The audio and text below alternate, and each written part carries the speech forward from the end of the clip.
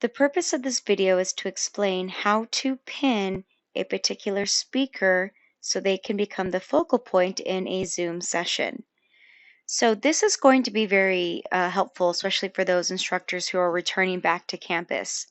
If you find that you're going to be returning back to campus and teaching students on Zoom as well as face-to-face all at the same time, this is going to be very useful for you.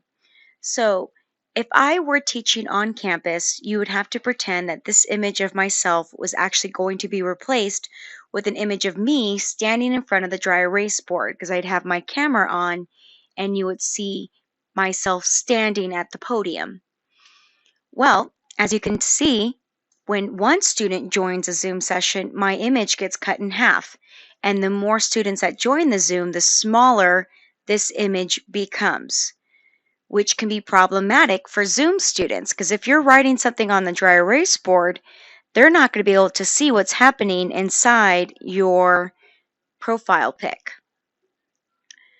So what you need to instruct your Zoom students to do is to have them hover their mouse over your image, select these three dots that appear in a blue box, and then you're going to ask them to pin your image. By doing so, your image becomes the focal point in the Zoom session for the students on Zoom.